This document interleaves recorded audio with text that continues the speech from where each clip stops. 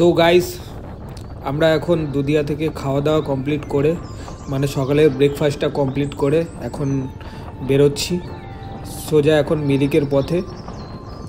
এই রাস্তাটা দিয়ে সোজা গেলেই মিরিক। তো কথা না বাড়িয়ে যত তাড়াতাড়ি হয় যাওয়ার চেষ্টা করব, কারণ ওয়েদার বলা যাচ্ছে না, যখন তখন চেঞ্জ হতে পারে। কারণ শিলিগুড়িতে আজকাল ভালোই বৃষ্টি হচ্ছে, তো শিলিগুড়িতেও এখন ওয়েদারের কোনো ঠিক নেই। তো আমরা আশা করছি না যে পাহাড়েও ভালো ওয়েদার পাবো। তো আমরা এই দুদিয়ার ব্রিজটা ক্রস করে এখন সোজা বেরোচ্ছি।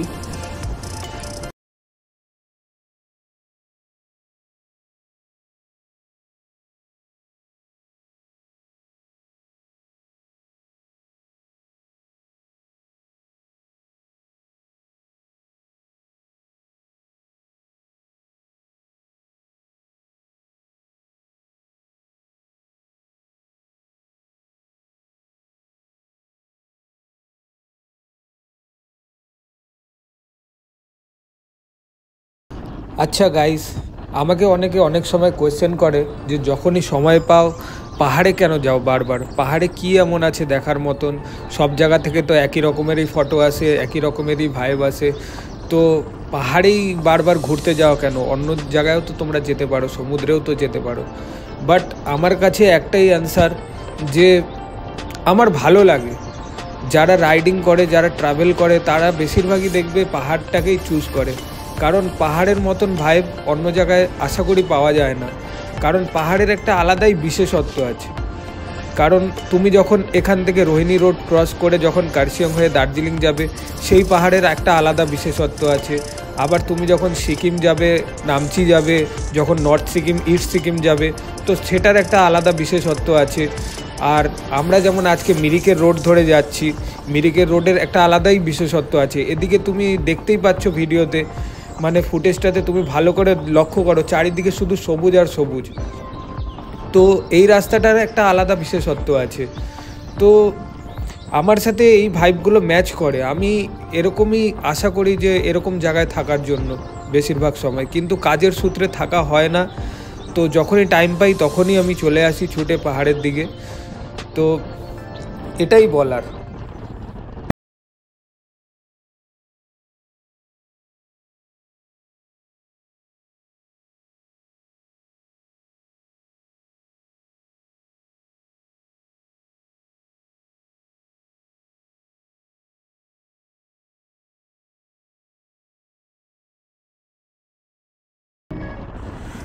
গাইস, মিরিক রোড থেকে রাইড করার সময় একটা জিনিস সবসময় মাথায় রাখবে, যে এই রাস্তাটা কিন্তু খুবই শার্প আর সরু একটা রাস্তা। তো দুদিক দিয়েই গাড়ি আসা যাওয়া করে। দেখো এখানে এই বড় গাড়িটা আমাকে কিভাবে পাস করে চলে গেল, দেখতে পাচ্ছ? তো একটু অসাবধানতা হলেই কিছু না কিছু ঘটতে পারে। আমরা যেমন নেচারকে ভালোবেসে পাহাড়ে আসি, তো আমাদেরকে সাবধানতাও মেনটেন করতে হবে। তো এই রোডের মানে ভাইবটাই কুছ আলাদা, ঠিক আছে? তো এখানে আর একটা জিনিস মজাদার দেখতে পাবে, যে রাস্তার ধারে ধারে কত সুন্দর হনুমানগুলো বসে থাকে। এরা এখানেই গাছের ফল টল খায়, পাশেই বসে থাকে। দেখতে পাচ্ছ কত সুন্দর লাগে এগুলোকে দেখতে।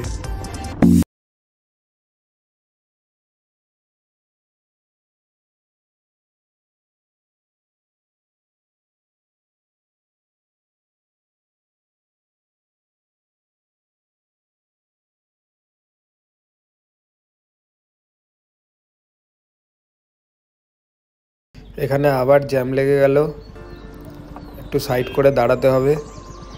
একটা বাস আসছে, ওই বাসটাকে পাস করতে হবে আর আস্তে আস্তে করে আগে বাড়তে হবে, তাড়াহুড়োর কিছু নেই।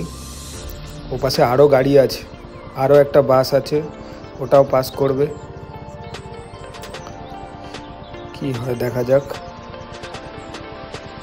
অনেক সময় এখানে তাড়াহুড়ো করতে গিয়ে অনেকেই ফেসে যায়, তখন আবার গাড়ি পিছনেও নেওয়া যায় না। তো এত তাড়াহুড়ো করার দরকার নেই, আস্তে আস্তে ওদের সাথে কমিউনিকেট করে চলো। দেখো এই আর একটা বাস আছে, তো চলো, রাস্তা ক্লিয়ার হয়ে গেছে, চলো বেরোই।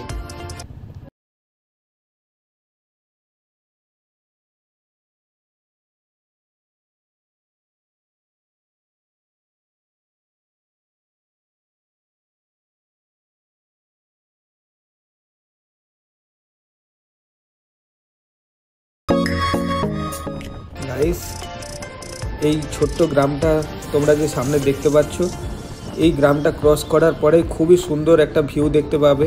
পুরো চা বাগানের মধ্যে দিয়ে সরু রাস্তা, আর মানে তোমার মাথার উপর অবধি পুরো চা বাগান থাকবে। তো এত সুন্দর এখানে ভিউ। তো এটাই মিরিক রোডের আসল বিশেষত্ব, এত সুন্দর সুন্দর ভিউ। আর এখানে পাহাড়ে আসলে তুমি একদম ফুলের বাগান দেখতে পারবে। বিভিন্ন রকমের ফুল এখানে সুন্দরভাবে ফুটে থাকে, যেটা আমাদের ওখানে দেখাই যায় না। আর হচ্ছে তোমার এখানকার ওয়েদারটার জন্যই এগুলো সম্ভব, যেগুলো আমাদের ওখানকার নর্মাল ওয়েদারে এগুলো হয় না। এই ফুলগুলো খুবই ঝামেলা, এই ফুলগুলোকে বাঁচিয়ে রাখা আমাদের ওখানে। তো এখানে আরও অনেক রকমেরই ভিউ পয়েন্ট আছে, তো সেগুলোতে দাঁড়াতে দাঁড়াতে গেলে অনেক টাইম লেগে যাবে। তো আমরা যত তাড়াতাড়ি পারছি যাওয়ার চেষ্টা করছি। আর উপরে যত যাচ্ছি ততই ওয়েদার খারাপ হচ্ছে, পুরো ফগ ভরে গেছে। আর এই দেখো পুরো চারিদিকে আমার চা বাগান শুরু হয়ে গেছে, দেখো কত সুন্দর পুরো চা বাগান এখান থেকে। তো আগে আমার রাইট সাইডে তোমরা দেখতে পাচ্ছ এখানে একটা বোর্ড আছে, ওখানে লেখা আছে মঞ্জু পার্ক। তো যারা যারা মঞ্জু পার্ক গেছো কমেন্টে জানাও। তো আমিও একদিন যাব, ওটাও একদিন এক্সপ্লোর করে তোমাদের দেখাবো। তো এখন সেটা যাচ্ছি না, এখন আমরা যেই ডেস্টিনেশনে যেতে যাচ্ছি সেখানেই যাব। আর এই দেখো কত সুন্দর চা বাগান, আমার লেফট সাইড থেকে পুরো চা বাগান। আর আরও এগিয়ে গেলে চারোদিকে শুধু চা বাগান আর চা বাগান। পুরো ভিউটা তোমরা ফিল করো, দেখো যেরকম বলছিলাম সেরকম। দেখেছো পুরো মাথার উপরে অবধি পুরো চা বাগান দুই সাইডেই। তো এর মাঝখান থেকে যখন বাইকটা রাইড করি তখন অসাধারণ লাগে, অসাধারণ।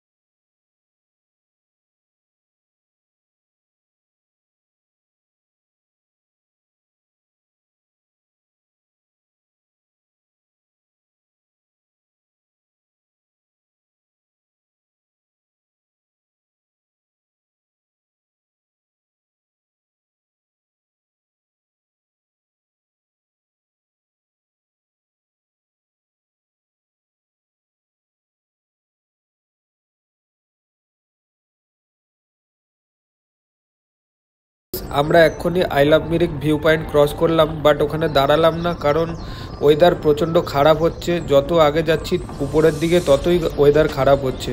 দেখো সামনে দেখো পুরো ফগ পুরো ভরে গেছে সামনে, আর আগে তো দেখাই যাচ্ছে না।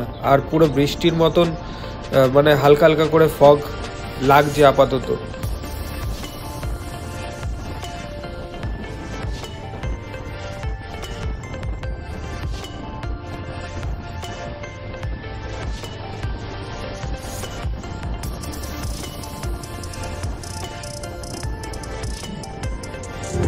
সো গাইস, এখন আমরা মিরিকে আসলাম। তো আই লাভ মিরিক ক্রস করে এখন আমরা দাঁড়িয়ে আছি এই সামনে একটা জায়গায়। তো আজকের ওয়েদারটা দেখতে পাচ্ছ পুরো ফগি আছে, এখানে পুরো ক্লাউড হয়ে আছে। তো হালকা হালকা ঠান্ডা লাগছে, বাট জ্যাকেট ট্যাকেট আজকে পরে এসেছি বলে কোনো বোঝা যাচ্ছে না অতটা। বাট বাইক চালালে ঠান্ডাটা বোঝা যাচ্ছে হালকা হালকা করে, পুরো মুখে ঠান্ডা হাওয়া লাগছে। তো এখান থেকে আমরা এখন যাব পুরা সিধা গুফা পাতাল, turbo tea estate, Gopaldhara tea estate সব ক্রস করে তারপরে আমরা যাব গুফা পাতাল, যেটা নেপালের সীমানা বর্ডার। তো চলো, আর ভিডিও ভালো লাগলে লাইক করো, শেয়ার করো, সাবস্ক্রাইব করো, আর চ্যানেলটার সাথে থাকো সবসময়। তো আরও এরকম ভালো ভালো সিচুয়েশানের ভিডিও তোমাদের সাথে শেয়ার করব। তো চলো। তো গাইস, ভিডিওটা আর বেশি বাড়াবো না, কারণ অনেক বড় হয়ে যাচ্ছে। তো ভিডিওটা এখানেই ক্লোজ করছি। তো ততক্ষণ তোমরা সাবধানে থাকো, ভালো থাকো, বি সেফ, টেক কেয়ার।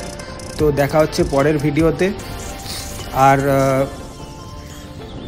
গুফা পাতাল যাওয়ার পথে কি কি ঘটছে সব কিছুই তুলে ধরবো তোমাদের কাছে। ততক্ষণ চ্যানেলটার সাথে থাকো, পাশে থাকো।